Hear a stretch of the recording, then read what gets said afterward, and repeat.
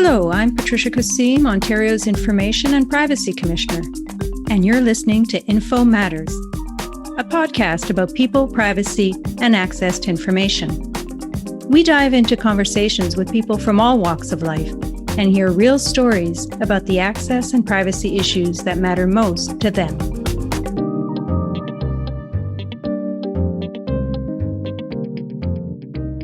Welcome to a special retrospective episode of Info Matters. As we close out Season 3, we're taking time to reflect on some of the most noteworthy conversations we've had with various guests on the show. Today, you'll hear a curated selection of memorable clips that have resonated deeply with me and our listeners. So let's journey back and relive some of those pivotal discussions.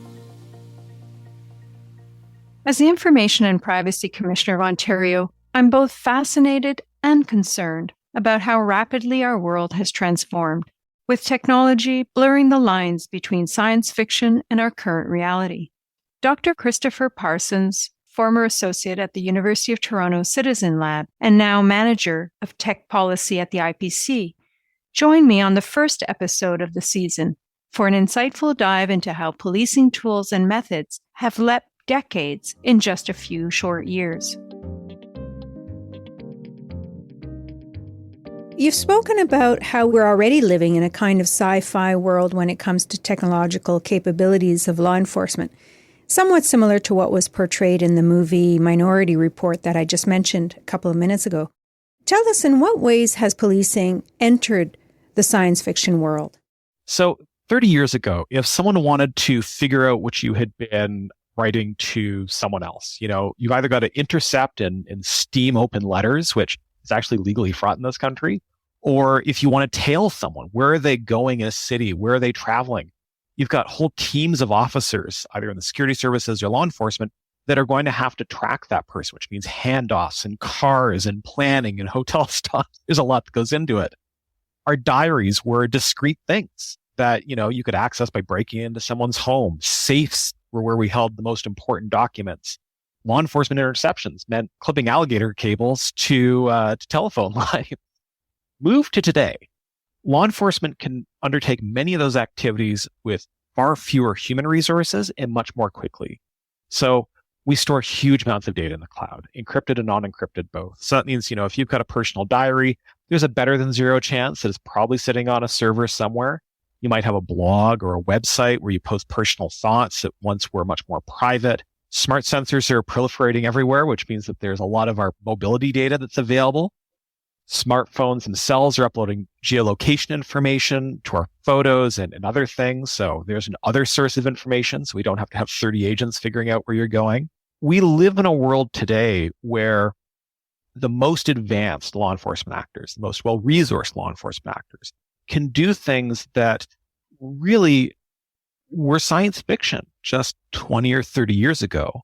Chris then went on to describe predictive policing. For example, how algorithms are used to create heat maps by assessing which neighborhoods are likely to experience higher levels of crime, or how algorithms help determine bail assessments based on factors that predict when an individual is more or less likely to violate their bail conditions. But what happens when those algorithms are trained on historical data, usually involving racialized Black and Indigenous communities already overrepresented in the criminal justice system? Chris goes on to explain how the predictions in those cases might lean a certain way and actually perpetuate bias and discrimination in the system. It was a fascinating discussion, definitely worth a listen. In the second episode, I spoke with Dr. Alex Himmelfarb about an expert panel he chaired for the Council of Canadian Academies, examining the rise and real-world impacts of misinformation. Here's a short excerpt from that conversation that helped set the scene.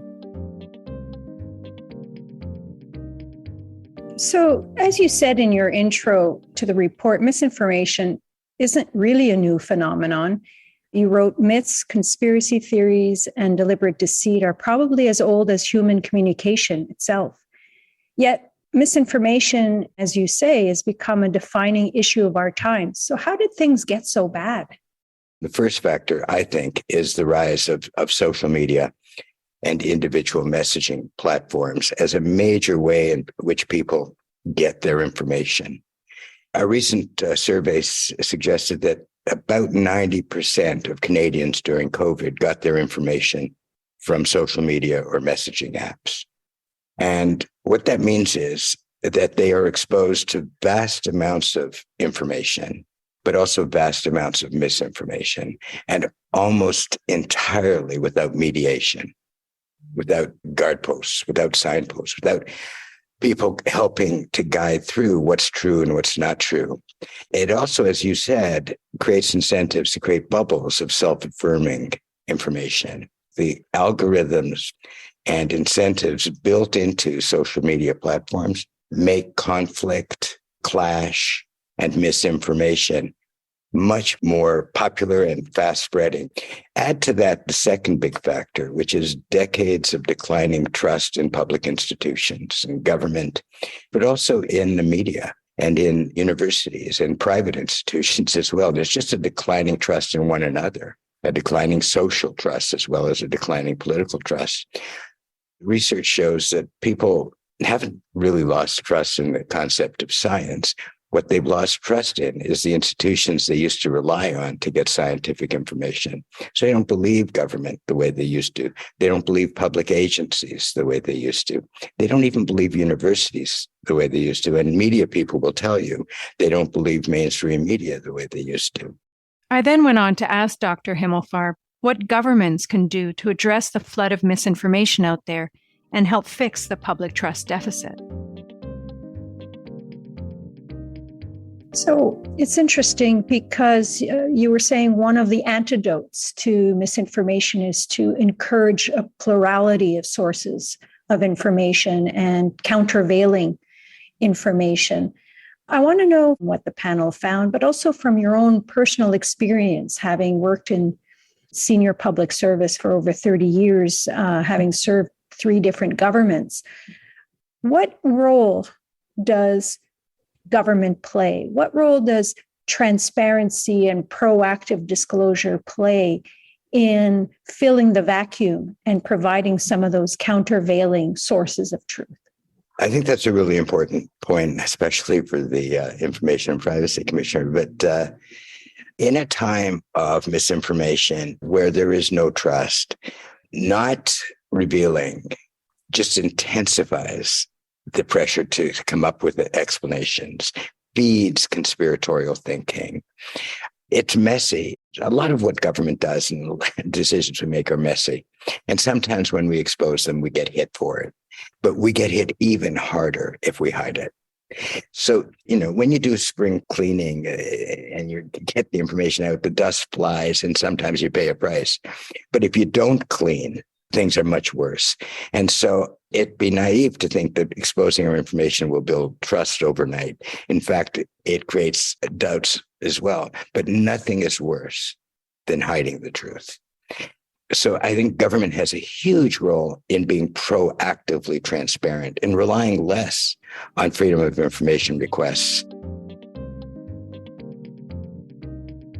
In episode 3, I sat down with Philippe Dufresne, Privacy Commissioner of Canada. He and I had a chat and exchanged insights into our respective mandates and our strategic priorities. We talked about the challenges our offices face, particularly some of the concerns arising from technological advancements, their implications for people's privacy, and the urgency to establish proper guardrails for responsible use. And I guess I want to know candidly from you, what keeps you up at night about all of this? Great question. And I think in terms of what keeps me up at night, it's interesting. I would say, I don't think they keep me up at night. I sleep very well. I'm grateful for that. But they keep me perked up during the day. I think I would answer that question with that slight twist. And really what keeps me perked up during the day is for the moment, the 3 sort of operational priorities that I have as my focus. One is the accelerating pace of technology, in particular, generative AI and all that it can do, both good and in terms of risks to privacy. So that is something that is I'm very much focused on, wanting to make sure that we can keep up with that we can stay ahead of that in terms of regulators, principals, making sure that we can highlight what the guardrails should be. This conversation between Philippe and I was just one of many more we've had since to discuss how our offices can work closely together, along with our other federal, provincial, and territorial colleagues from across the country, to tackle the many privacy and access challenges that cross jurisdictional boundaries. We went on to adopt 4 FPT resolutions in 2023, ranging from access to information, employee privacy, best interests of the child, and generative AI. Probably, I'd say, one of our most productive and prolific years ever as an FPT community. As director of the McGill Center for Genomics and Policy, Dr. Bartha Maria Knoppers is a true luminary in the field of health law and bioethics. I was honored to welcome Bartha as our 4th guest this season. Bartha and I talked about the clinical use of genetic information to discover actionable, treatable diseases, including through newborn screening programs, and the right of the at-risk child to be found. We also spoke about the importance of biobanks for health research. We talked about the individual right to privacy, but also the responsibility to act in solidarity with other citizens, and the necessary conditions for building public trust. Have a listen.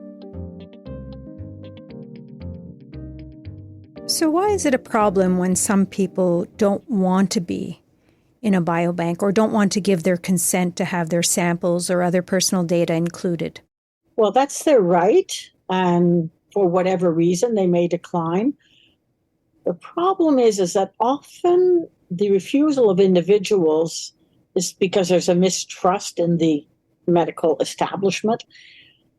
But the problem with not participating is that you're given community, you're given familial, socioeconomic circumstances and so on, and your own origins and where you came from, your grandparents came from, are not recorded. And so these data sets are not representative of modern, what we call heterogeneous as opposed to homogeneous populations. And so then people say, there's not enough diversity in your data sets. Well, yeah, we need more people that are not a Caucasian of European origin. Canada, today, StatsCan 2022, 24% of Canadians living in Canada today are from non-European or Caucasian origins. We need data on these people. You can't get the right drugs, the right devices, the right treatment, the right understanding if they're not in the data sets or if they're not in the biobanks. So there needs to be, I think, more genomic literacy, if I can call that, or health literacy, because everyone benefits from these resources. You talked about public trust. What are some conditions that would enhance public trust when it comes to participation in research biobanks? I would start with transparency. What is so difficult about once every 3 months doing a bulletin, a publicly available, understandable, plain English, French, whatever 14 languages you want to put it out on? What's the news? Where are we going? Why? And then 3 months later, what's the latest news? Where are we going or still going or not going? Why? We don't have transparency.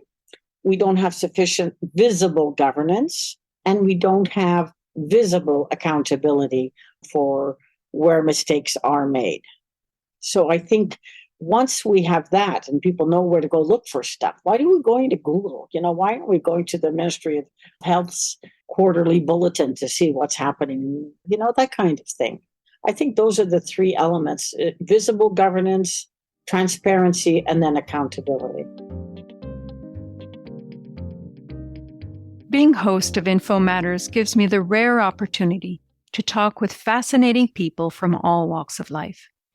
In August, I was profoundly touched to welcome Betty Lou Christie, chair of the Minister's Patient and Family Advisory Council. Betty Lou shared with us her deeply personal story that turned her into the passionate, dedicated champion she is today, advocating for patient and family rights. We talked about her mission to improve patient care in Ontario by putting patients and families at the center of policy making. She also gave me some great advice on how my office can advance our goal of building trust in digital healthcare by fostering greater transparency and ensuring all stakeholders have a voice in today's digital health landscape.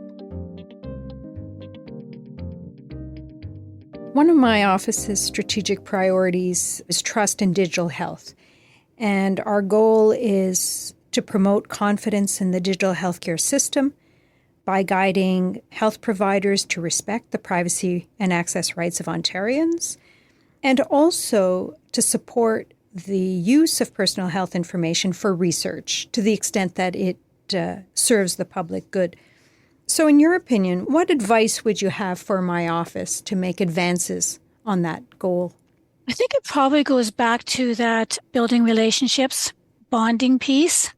It's a process where the only way we're going to get to the heart of that is when we actually see a lot of councils or a lot of advisories and really good partnership and engagement and co-design with patients, caregivers, and family. And that's the crux of it. And it sounds so simple, but it's not, because to do that properly takes a lot of process and a lot of time and a lot of engagement, particularly when you ripple out to equity deserving communities. And you're also trying to mitigate historical harms and historical mistrust while you're trying to build trust.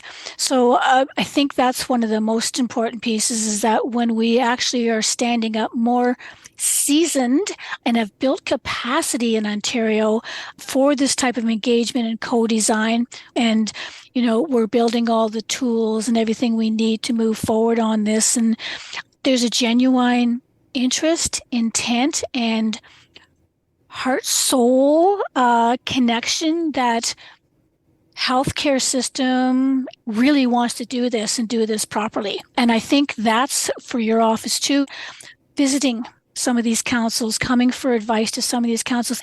So I think whatever ways and means there is to build a relationship, but also share information and build literacy around that and understanding of what it is you do, your office does, what it is you're trying to do. Because, like I said, the general agreement is data for good is a good thing.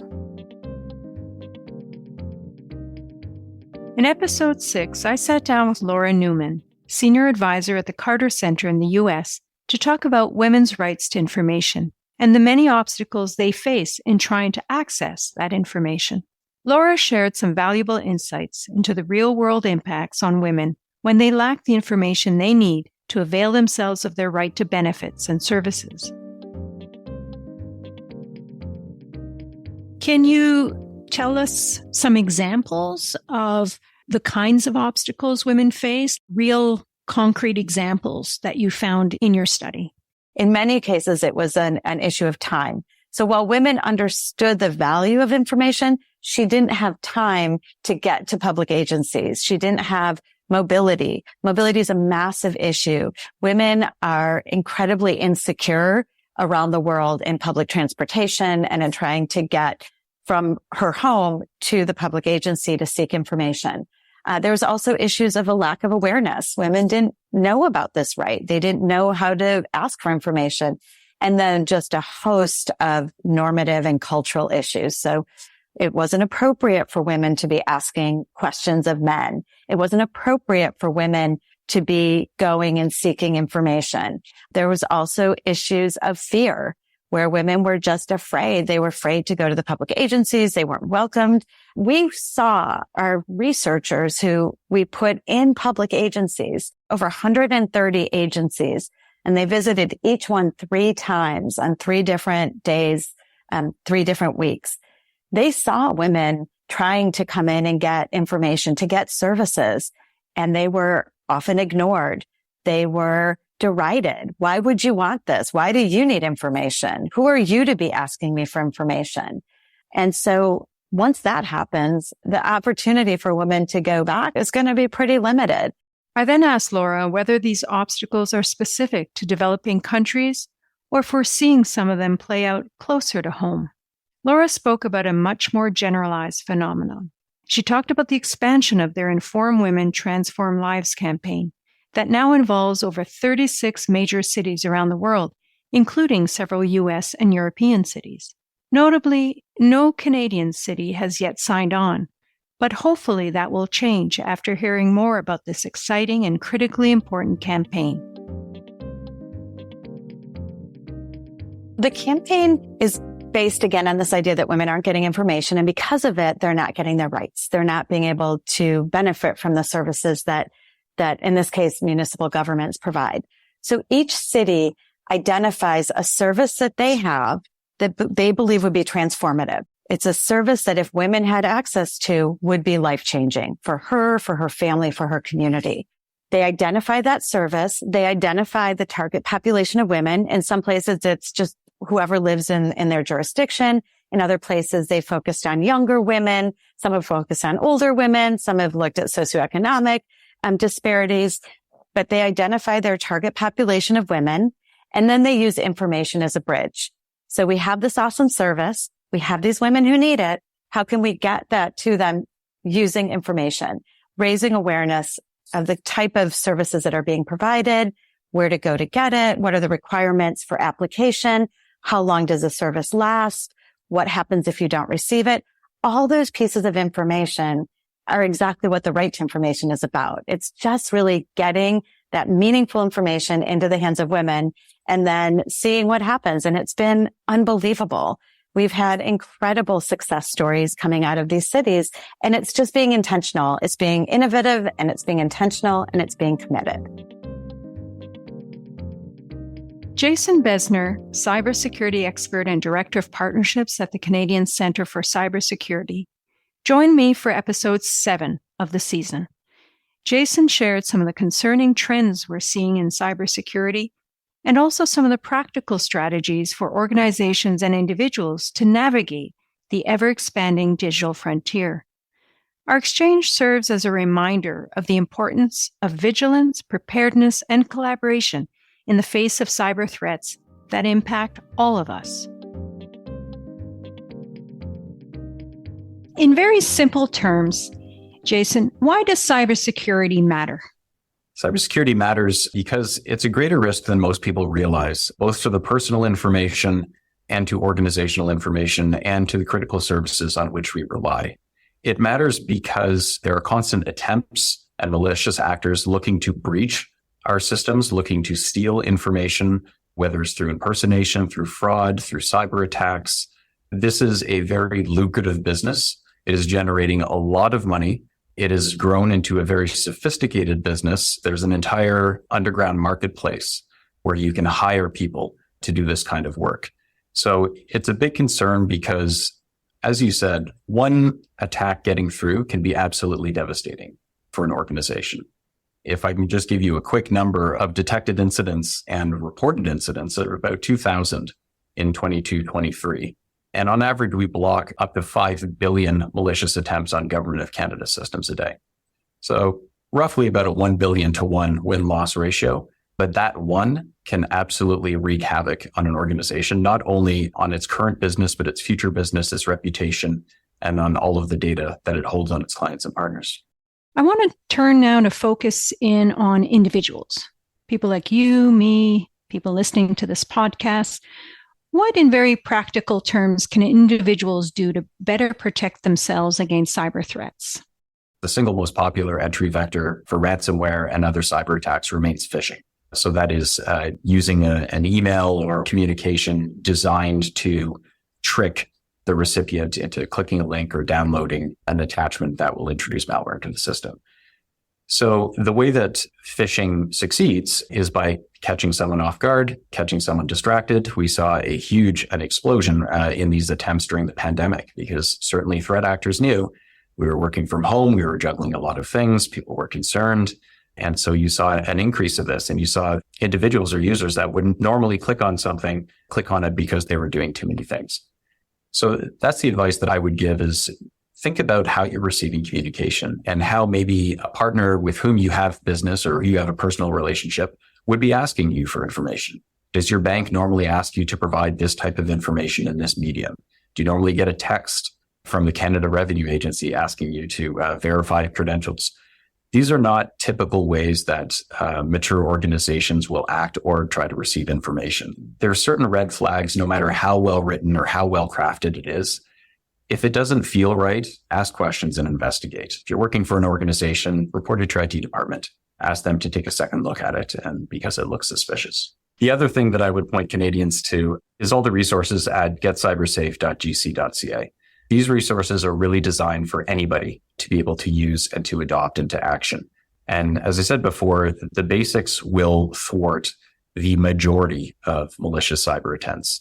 So this is how to use your mobile phone securely, using a VPN to encrypt your traffic if you're traveling instead of using public Wi-Fi, for example, paying attention to where you download your apps from to making sure that they're secure, making sure that you don't say no when an app asks you to use multi-factor authentication. These are all very user-friendly guides that can take you through the basics and really just make you a harder target. The great mass and the great volume of these attacks are not terribly sophisticated. So with these few steps that you can take to protect yourself, you just want to encourage an actor to move on. The famous scientist Stephen Hawking once said, "We are all now connected by the internet, like neurons in a giant brain." Well, I had the chance to discuss the brain, or more specifically, neurotechnologies that interface with the brain, with Jennifer Chandler, a law professor at the University of Ottawa affiliated with the Centre for Health Law, Policy and Ethics. Jennifer and I discuss various applications of neurotechnologies in the health, employment, and law enforcement contexts. We talked about some of the amazing benefits, but also some of the significant legal, ethical, and privacy issues these give rise to. I asked Jennifer about an interesting debate going on internationally around the need to formally recognize novel human rights associated with our brain and minds, rights that we never had to think about until now.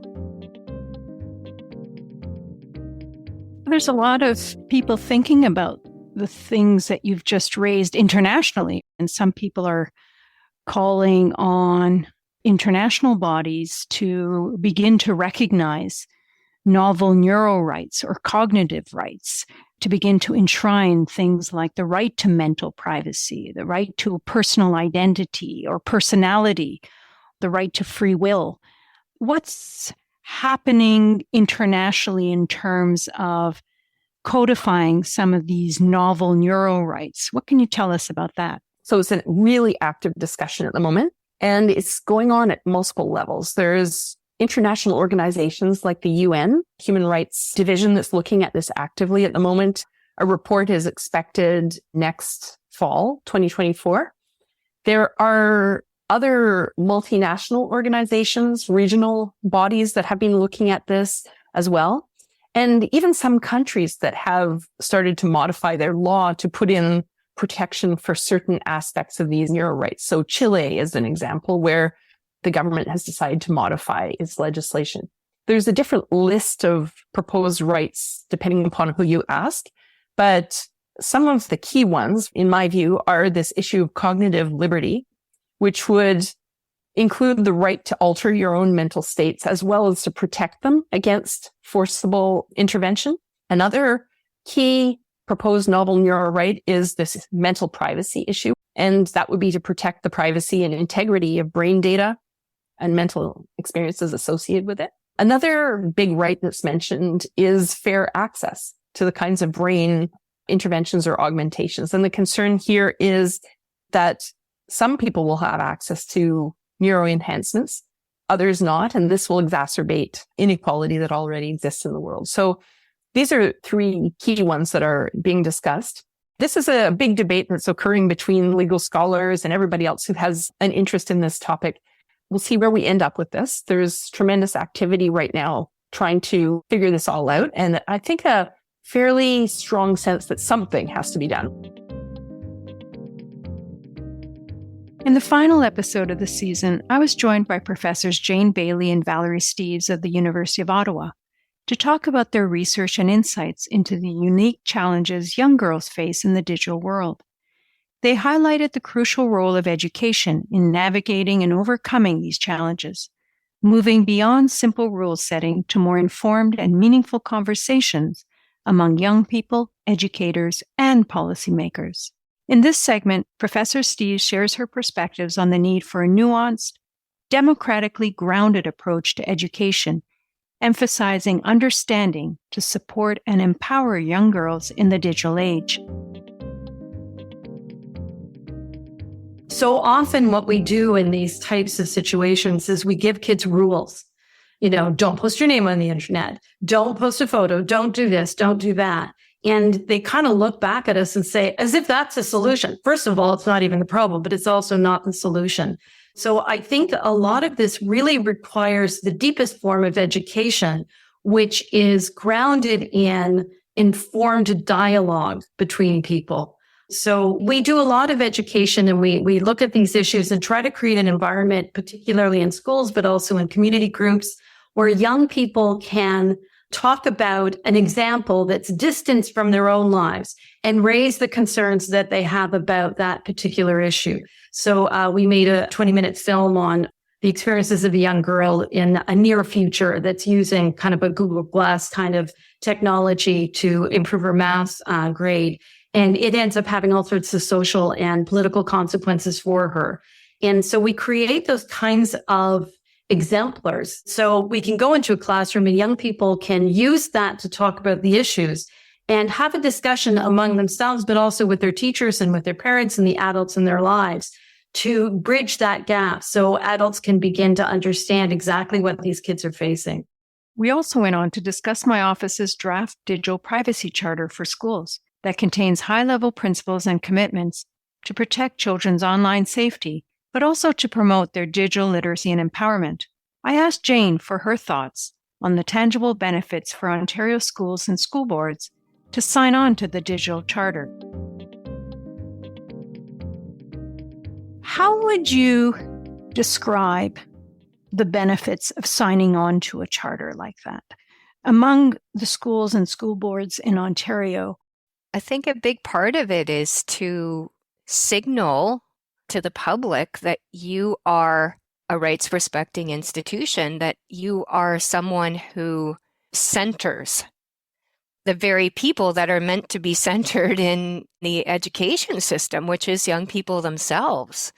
And so to be a leader on that issue, I would think is sort of ideally what every educator wants. And I suppose the trick to it is that then once you've taken the position, you got to walk the walk, right? You can't just say you're committing to it, because when you do commit to it, then you're held to it, right? And that's really important. That doesn't mean that you're always going to get it right. Probably not going to always get it right.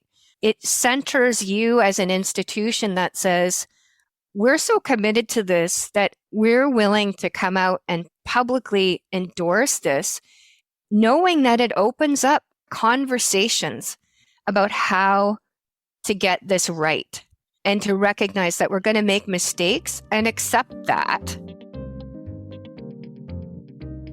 So there you have it, folks. Just a small sampling of some of our fascinating conversations we had through Season 3 of Info Matters. We hope you enjoyed this journey back through some of our greatest hits. And if you did, you can always go back and listen to the particular episode that interested you most. We look forward to having you join us for more Info Matters as we prepare to launch an exciting lineup of new episodes in Season 4. Thanks for listening, everyone, and until next time. I'm Patricia Kassim, Ontario's Information and Privacy Commissioner, and this has been Info Matters. If you enjoyed the podcast, leave us a rating or review. If there's an access or privacy topic you'd like us to explore on a future episode, we'd love to hear from you. Send us a tweet at IPC-InfoPrivacy or email us at podcast@ipc.on.ca. Thanks for listening, and please join us again for more conversations about people, privacy, and access to information. If it matters to you, it matters to me.